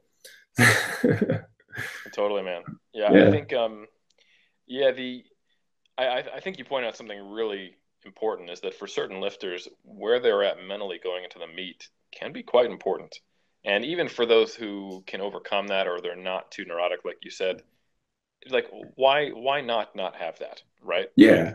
Yeah. I'd prefer you to not be second guessing yourself, even if you can overcome it. That's just one less thing to deal with, which would be Well, nice. and I don't mean to paint it into just being neurotic either, because Hmm. I think the phrase neurotic, the word neurotic tends to be a bit loaded, and Yeah. we like to point at, no, those neurotic people, But I tend to be pretty low in neuroticism, but just the total conglomeration of things, especially in a meet setting, I tend to be, I guess, overstimulated is one way to look at it. Just with everything going on, it's easy for me to just feel like there's too much input. Yeah. So that's why I tend to be a little bit more calm and reserved in competitions. I mean, I can lift on emotion, but it's really uncomfortable. I don't like it. I tend not to perform as well. So, I mean, I lift the way that I lift for a reason. And so you take somebody like me who's not even that neurotic, but in a situation like that where, your first few warm-ups really feel terrible, and, that's not the type of situation that creates a peak performance that day, So, Exactly. yeah. Anyway, more big five temperament tangents. Mm-hmm, mm-hmm. No, yeah, and even if I think that's still that's not nothing, even if the rationale for tapering or priming, or the combination of those strategies, results in a more optimal environment for stress on the day of the competition, then that's great, because it's, like a week out, your opener's feeling like shit. You can talk yourself through that. Like, okay, I just went through one of my heaviest weeks of training, and then I did heavy singles, and they felt Yeah. terrible. After a few easy days doing singles at a 5 RPE, they almost always feel good, because they're easy. so it's a nice confidence builder to be like, yeah, the bar moved like it should, and you might not Right. even be able to know if it didn't. Right. But that can't be it's not going to be the kind of thing where I've seen some lifters who go heavy all the way through, and they're hitting like heavy singles on Wednesday. If those don't go well, I know for me, like you said, I'm also not high in neuroticism. If I just had some shitty singles on Wednesday, I'm competing on Saturday, in my head I'd be thinking, I don't know. I know I did this 2 weeks ago, but fuck, Wednesday I couldn't have done it. I don't Right. want to think of that when I'm trying to do my third attempt. That's not good. Right. So Well, yeah. that brings up, I guess, tapering strategy that I've been favoring a lot more lately, is kind of a non-taper. And I haven't written about this very much, and I need to probably do that. But one thing that I've been doing lately is basically monitoring an athlete's training response a lot more closely than I've done in the past. And, I know you and I have talked about kind of details to a lot of this system, but without kind of going through a full lesson on all of that, we'll just kind of hit some highlights. So monitoring the training response of an athlete, in particular their estimated 1RM, which is kind of the barometer for their absolute strength potential, and what we're looking for is to find the amount of time it takes for a lifter to peak on a certain strategy. Where does that peak performance happen? And it varies from lifter to lifter, and I have zero good ways to predict it without having measured it. But it tends to be, I would say, on average between 4 and 6 weeks, although I've had some people at 3 weeks. Some are even seem to be shorter than that, although there's some other things going on in those cases most of the time. And some people seem to be as long as like 8 or 10 weeks. Anyway, the point being, like, first, let's find how long does it take you to have this peak performance. And then we'll time your last training cycle so that the competition happens on that peak performance session. And one thing that I like about this is that it tends to be quite repeatable. And then also, lots of times patterns will emerge. So I've had one lifter that is like their lifts improve, then go down a little bit, improve, then go down a little bit. So it's like 2 weeks of improvement, and then it drops a little bit. But that's kind of a false peak. That's not like their real peak performance, because if you just keep going with that stimulus, they get better until they actually do have a true peak performance. But what we found is that, you're in that situation where you're, 2 sessions out from the competition, and you have kind of that down performance, and it has occasionally led some lifters to go, "Oh no, what's going on?" But it's really easy then to just pull the sheet and just be like, "Look, this always happens. It's happened this cycle, it happened the cycle before, and so on. It's going to be fine." And the only times it hasn't been fine is when we get too nervous and decide to start messing with stuff. Like, well, maybe we'll go half the volume on this last workout or something like that. And then that change to it throws enough things off that we don't see what we would normally see. So anyway. No, I think that's great. That's just good coaching, in my opinion. If you have to say that's required. Yeah, so now I've completed the obligation of this podcast. But basing a tapering strategy off of data from that person over time. Like, I think remember we were talking about it in Ireland, and the only, like, I guess, if you will, point of disagreement or negative I could say was, hey, maybe this no taper strategy is a product of the way you train people, Mike. And then that's not really you can only observe, like, inductive reasoning is limited by the things that are happening, right? So, yeah. But I guess that's a critique, but really it's like, well, so what? If I train people this way and this is the way I should taper them, then I'm tapering them right for the way I train people, and they're improving. So it doesn't matter, and it would only be an issue if you were saying, hey, no one should be tapering because of what I've observed with my lifters. And I think, and this is probably a bigger meta discussion of, like, sociology, but I think a lot of coaches forget that their temperament, the image they have, the athletes who end up working with them, and then the way they train athletes all select for a lot of outcomes.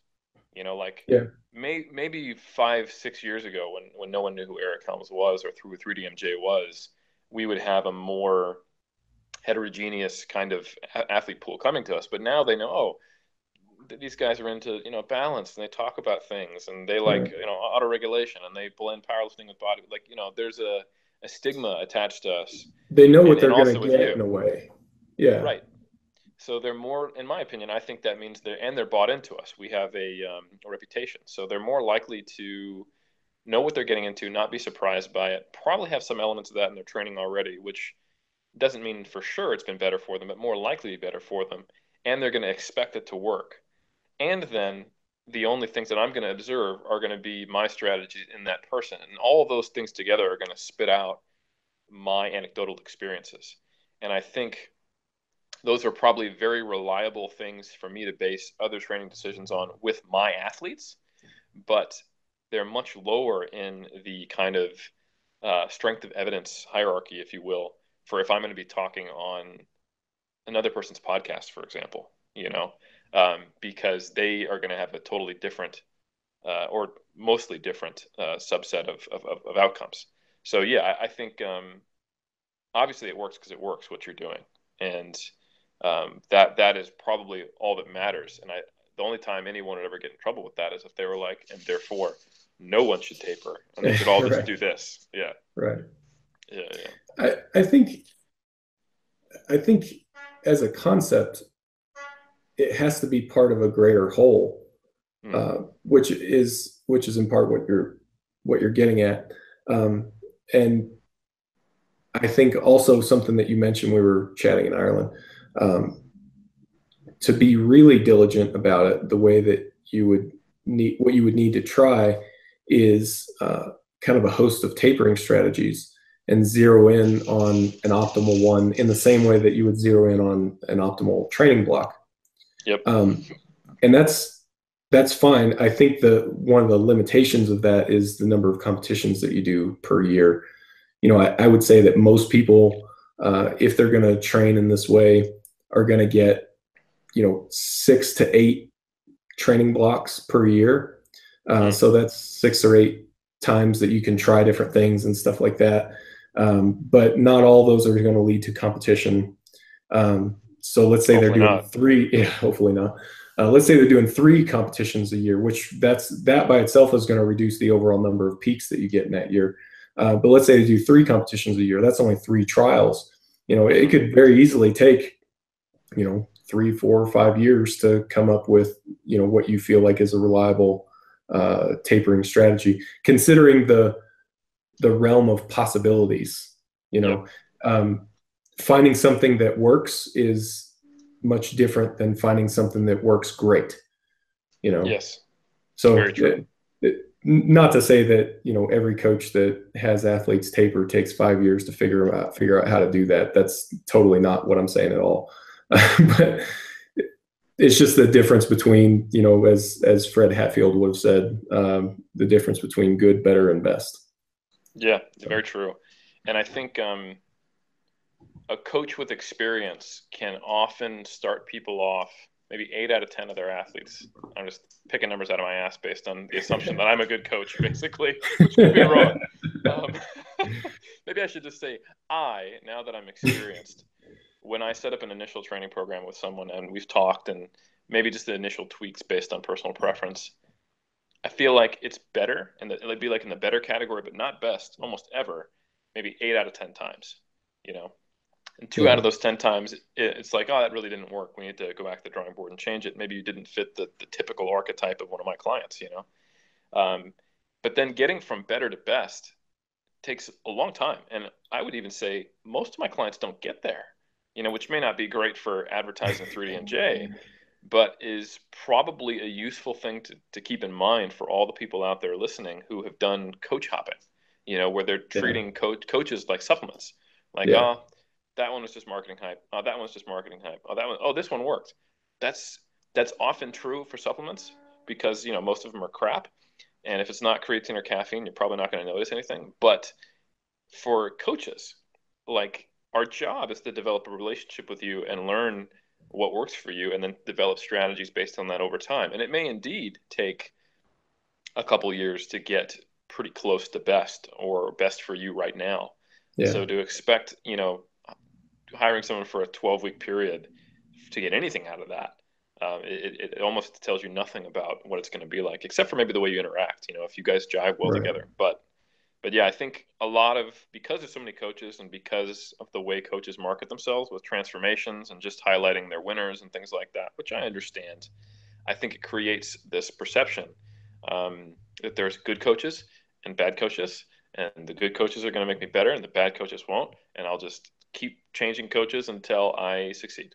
And that's going to be a lot of wheel spinning. Yeah. I mean, like you said, it depends, I think, a lot on, the coach-client interaction. And I think you can tell as much by that as anything in those early stages. As an athlete, hiring a coach, I think you're looking at 2 things. 1, does the coach get me results? And 2, do I enjoy working with them? The enjoyment thing you can tell pretty early on, and if you don't enjoy working with them, then, find somewhere else to go.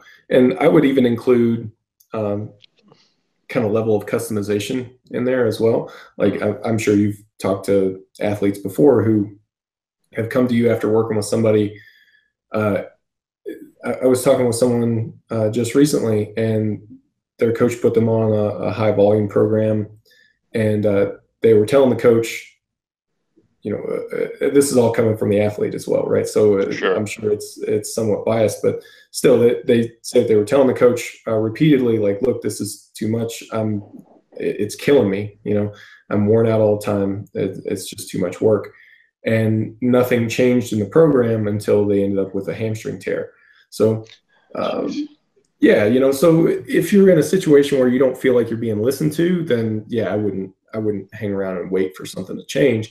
But if you're having a good interaction, you see things are progressing, then that's a good place to be. If you have somebody that's experienced, that's willing to learn from you and build the relationship piece of it.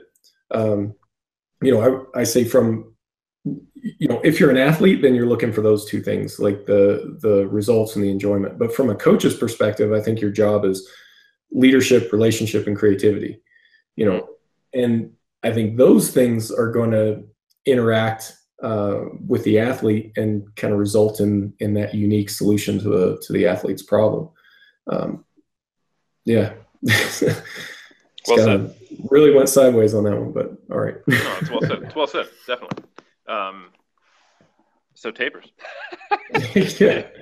Yeah. So all that to say that you should reduce the volume, keep the frequency the same, and keep the intensity the same, right?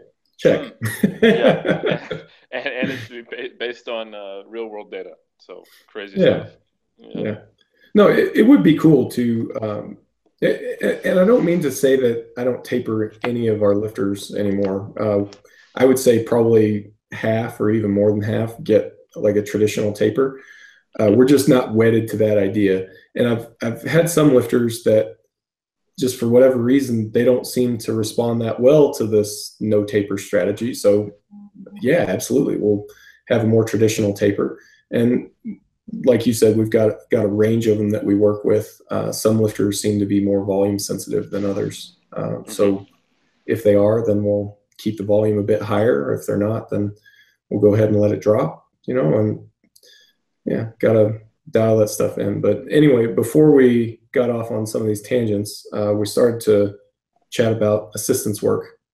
And yes. I'm trying to be at least a little bit mindful of your time here, but I want to hear your take on it. And yeah. That's funny. I think when I brought up assistance work, it in itself was a tangent. So,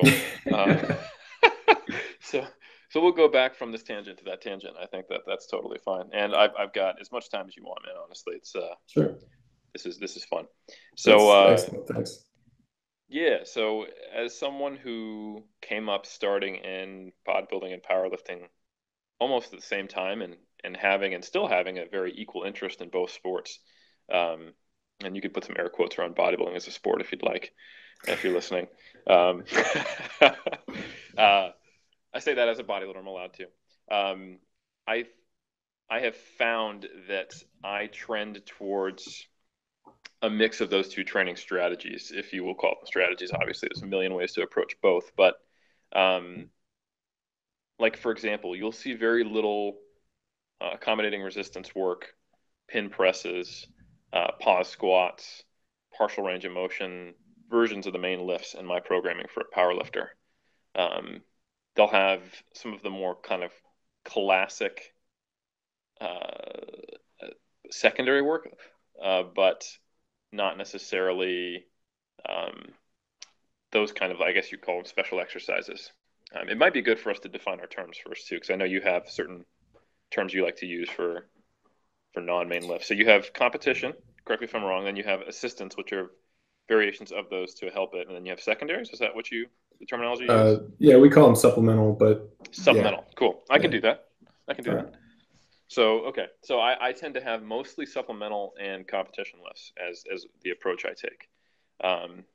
And I do use assistance work, but it's almost always like highly individualized and something I have repeated data on for the person. Like I just don't have a lot of confidence in them for general programming. Like they're the kind of situations where like, yeah, I had this guy doing, what's a good example? I had this guy doing, eccentric overload bench press and this one time back then for this reason, this reason, this reason. Not, here's your first program that I've written you. And based on, video, I noticed, that you tend to do this. So I put in a pause squat, which I think is probably, that could be just a function of not having because I don't do that, I don't do that. Like I get less experience with the assistance exercises because I don't use them, to then have solid kind of cause and effect observations from them. But yeah, I think it does come back to my personality with being cautious. Like recently, I've been questioning whether or not like a front squat or a high bar squat is actually more quad dominant. Like which is a kind of a common thing that people say. Or when I realized sometime a long time ago, like the place you get stuck in a movement actually isn't your sticking point, it's the place where you ran out of momentum. Yeah. So, Yeah. so like every time I've had one of those light bulb moments, I've had to let go of an entire philosophy of training. So now you know like, oh my god, West Side wasn't right, or something like that. Yeah. So now as a coach, looking back at when I was an athlete and having those, training revelations, I tend to be a very late adopter for some of the less traditional things, Yeah. if I could put it that way. Sure. Yeah. I think that's interesting. It's interesting also that you bring up that, you were a kind of a West Side trainer earlier in your career, and so was Mm-hmm. I. And we've both moved away from it, but in different ways, you know, um, not completely different ways, but yeah, in some different ways. That's very interesting to me. Um, I think it's also interesting that you said, like, since you don't program in that way, maybe it doesn't lead you to program in that way.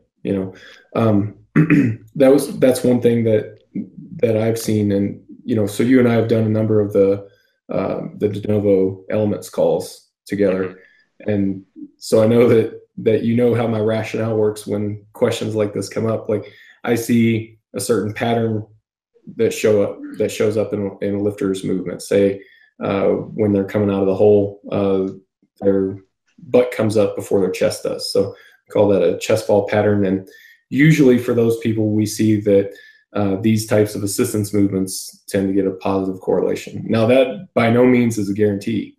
Yeah. It's a good guess in the beginning. And what we need to do is to run them through some training blocks that incorporate those movements and see which movements actually do have the best transfer. Mm-hmm.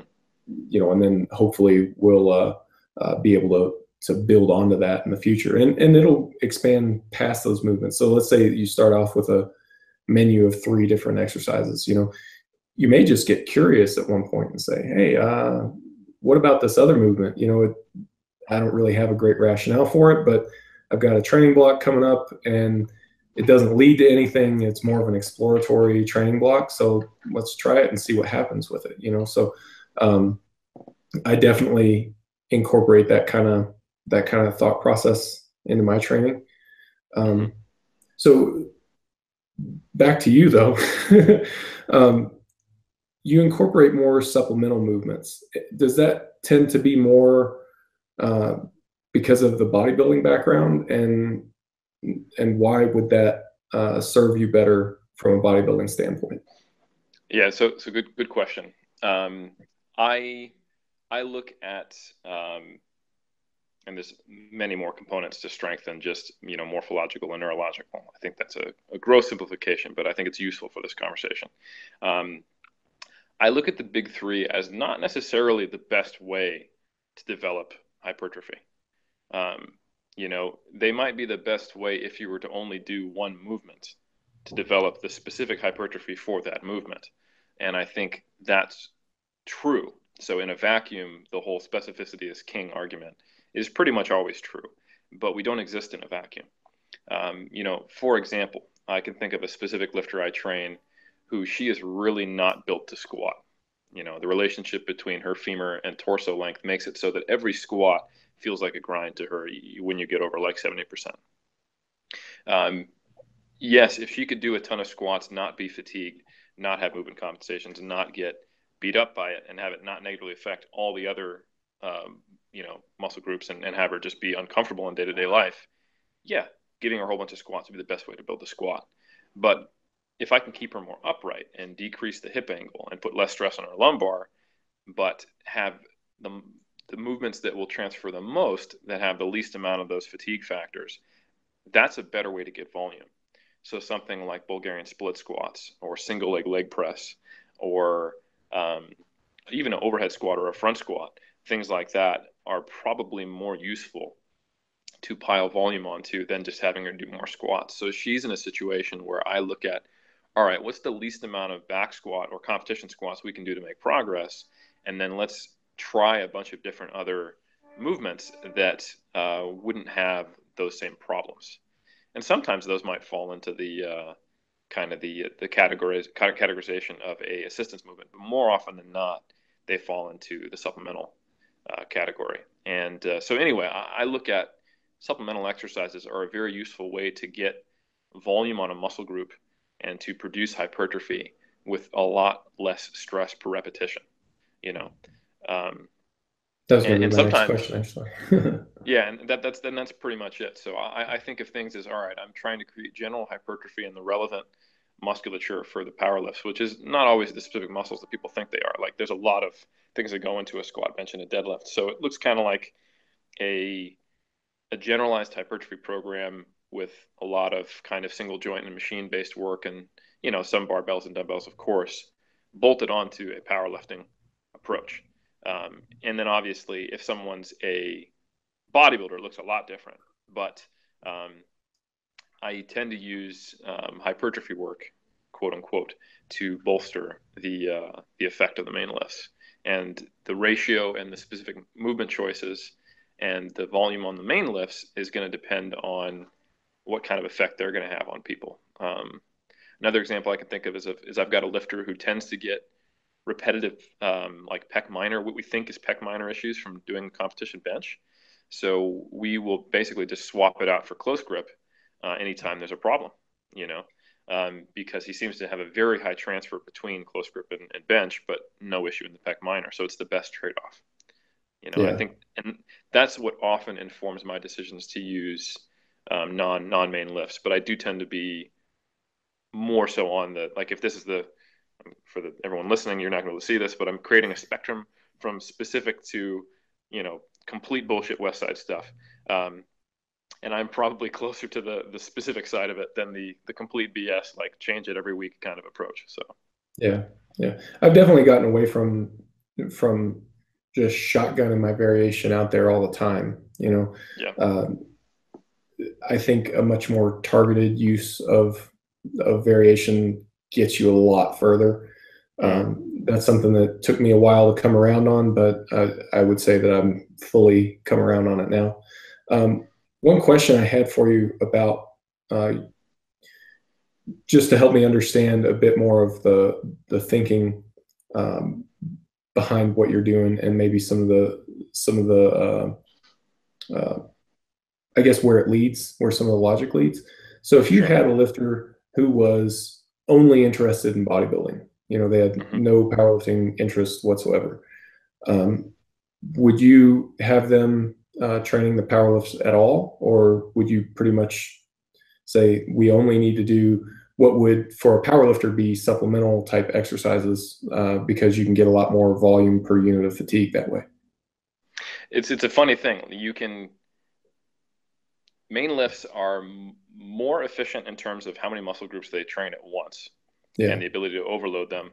But then you have to think about the effect of fatigue because of the reason they're more efficient, they also generate more fatigue per repetition.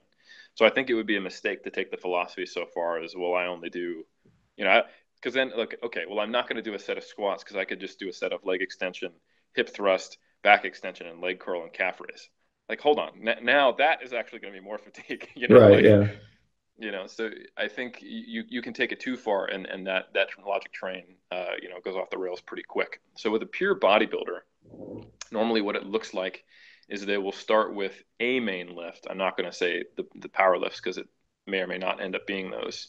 And they're going to do a handful of sets of those. And typically in a rep set and RPE combination that makes sense for the lift and their goal. Like I'm often not having people go above like 8 reps on heavy compound barbell lifts just because it breaks down and the amount of, fatigue generated in the rest periods just get out of hand. But mid to high RPEs with mid to high reps, I think are a very useful way to start off a leg day. So that might be, let's say, three sets of 4 to 6 on squats, and then some RDLs. And then, if I was going to have a quote unquote leg day, which just as often as I do upper lower, someone might have a full body approach.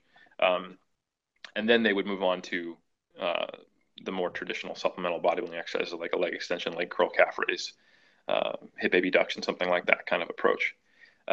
So the decision of whether or not I use the big three for a bodybuilder comes down to equipment availability, skill level, mobility, movement proficiency, and prior injury history. So I've definitely had bodybuilders who don't do any of the big three, where they might be doing variations of them.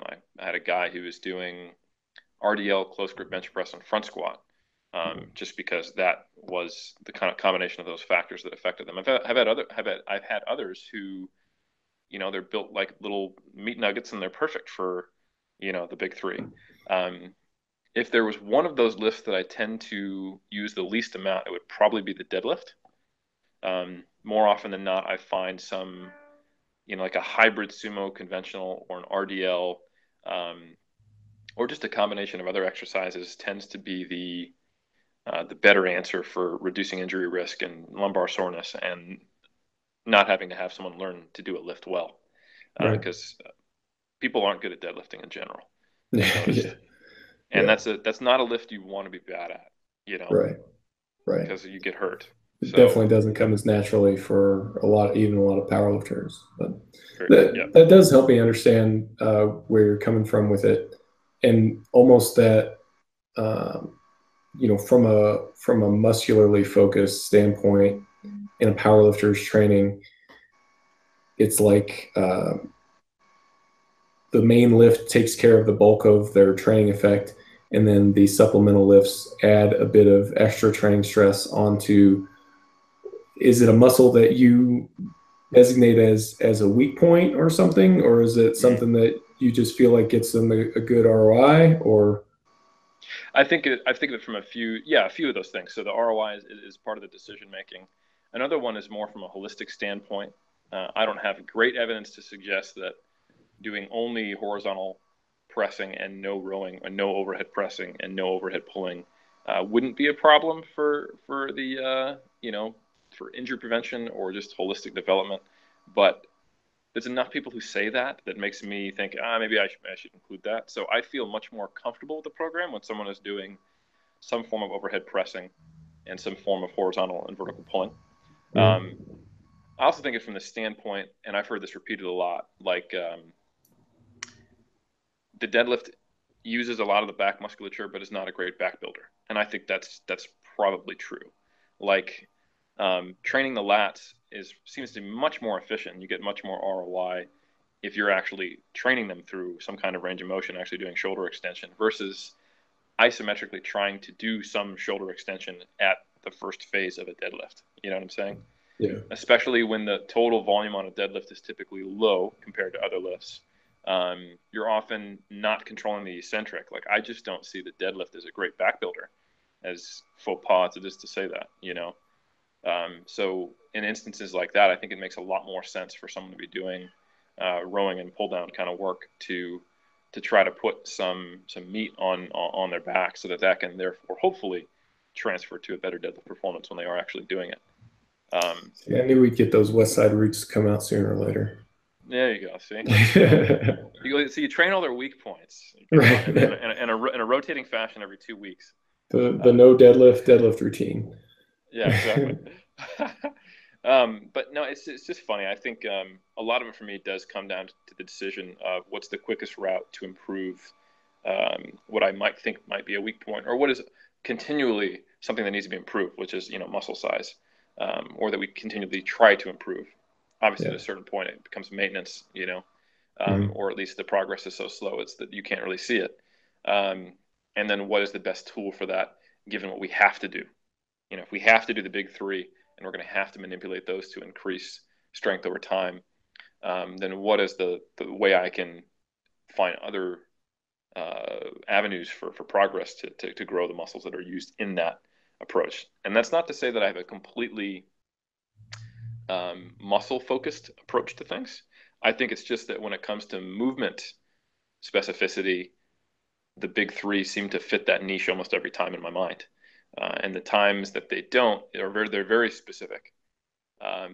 Like, for example, someone, the gal I was talking to you about, who's, I might have to do more volume on a front squat or an overhead squat, or a split squat than the actual squat itself, just because it puts her in a position where it negatively affects everything, Yeah. But we have to do it because she's a power lifter, that kind of right. Thing.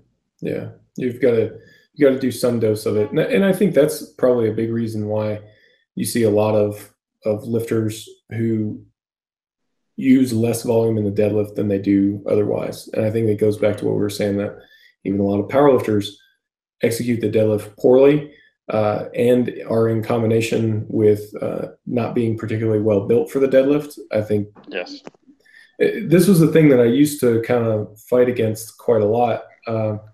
But the idea of the deadlift being a bit more stressful than the other two power lifts, I've come around on that. I think it probably is.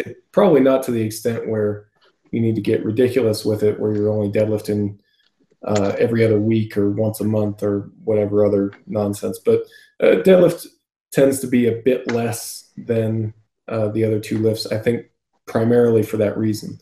Now, at the same time, I've had other people who are good deadlifters, who are well built for it, high level deadlifters, and we'll train the deadlift, almost the same as we'll train the squat. And we tend to get good results like that. I think how you're built for that lift matters in that context. No, yeah, that's actually a funny thing, going back to plugging mass again. We've also got a recent a study coming out that suggests, I think they did multiple sets of doubles at 95% of 1RM on the deadlift and the squat, and didn't find much of a difference in terms of fatigue generated by them. However, I think a lot of the reason why people don't deadlift as frequently, and there's that stigma associated with the deadlift of it being harder to recover from, is because that's a higher injury risk, I think. If I had to think of probably what lift, if I had to pin down what lift causes most injuries in powerlifting, I would say the deadlift. I don't know if you'd agree with that. Yeah, I guess so. Yeah, right. And it's also interesting to think about how often people get hurt with deadlifts, and that overall, if you had to paint a broad brush stroke for everyone, people are probably doing that lift the least. So I think if you looked at like the injury per unit of training time, lift specific, you'd be like, oh shit, the deadlift actually, snap city. So I think because it causes soreness, people aren't really well built for it. They don't have great movement competency, and it's created a stigma. So that people come into it, and there's this thing like, the lifters who I came up with, who were more experienced than me, they told me, I shouldn't train the deadlift that frequently because, it fatigues you more. And it may just be like, every time I get hurt, it's the deadlift. I get sore from it. It's hard to do, and it scares me. So I think there's an interplay there. Happened, an evolutionary thing that's just kind of a systemic adaptation that powerlifters have made over time, and that's just kind of how we explain it. Yeah, it may be that could very well be it, because I think at least in pure like measurement over a week, there's no reason it should be more fatiguing. It's a heavier absolute load, but I don't think that's always a great argument. Then by that argument, like the calf raise should be the most fatiguing movement out there, or the barbell shrug, Right. So barbell shrug, right. It's what crushed me every time, man. I had calf raise and barbell shrugs, couldn't train for 3 weeks. So yeah, I think there's some interplay there, for sure. But I think, most of my decisions, when I think about it now, around how often to use the main lifts and whether to use variations of them and how much volume on the supplementary lifts relative to the main lifts, comes down to actually that question you asked before about how much do we need to pay attention to fatigue management. Because I think the fastest way from point A to point B is a straight line, but the assumption that is equal to specificity is often wrong, because we don't think about the other effects, or it's easy to say if you only deadlifted once a week or twice a week and nothing else, then yeah, you'd be like, yeah, the deadlift's a fantastic deadlift builder. But then if you also have to squat and bench press, then managing all that becomes a little more complicated, and you have to think about different strategies. And then sometimes it makes more sense to do something that's not specific to get a better global result, for sure. Yeah. Yeah. Well, I think I've kept you for right around 2 hours at this point. So it's funny because we start off this conversation talking about how plates get overfull, and then I just soak right up, soak some time right away. So you son of a bitch. I know, right? It's all a secret, insidious plot. The downfall of 3DMJ through I know, podcast time. That's right. No, I really do appreciate your time. It's nice to be able to go into depth on a conversation like this. I know that when we were hanging out in Ireland, we got to do this quite a lot, and I think other people are really going to enjoy getting to hear what you've got to say, and hopefully able to take something useful away from this conversation. I know we covered a lot of territory, so there's plenty there. So just real briefly before we do go, if someone's interested in connecting with you in some way, what's the best way for them to do that? Well, yeah, and before I plug myself, I just want to say thank you for having me on. I've been a big fan of your work for a long time, so it's a huge honor to be on the podcast. And I think you do a tremendous service to the powerlifting community. So thanks very much. No problem. Now I'll take my hand out of your pants, and you can find me. You can find 3D Muscle Journey, which is our information source for drug-free powerlifters and bodybuilders, at 3dmusclejourney.com. If you want to read my thoughts on training and nutrition, check out muscleandstrengthpyramids.com. I've got a couple of ebooks. And if you're interested in really nerding out, you can check out strongerbyscience.com/mass. And that's myself, Greg Knuckles, and Mike Zerdos's monthly research review specific to lifters. So that's where you can find us. And then I'm on Instagram, Helms3DMJ. And you can find us on our YouTube channel at youtube.com/team3DMJ. Sweet. I'll vouch for Mass. I read it, and I don't have much time to read things these days, but I do read that. So that should hopefully count for something. I get a lot out of it. I think it's really excellent work. You guys are doing really good stuff with that. So thanks again for hanging out with me, chatting it up. Thanks everyone for watching, and we'll see you guys next time.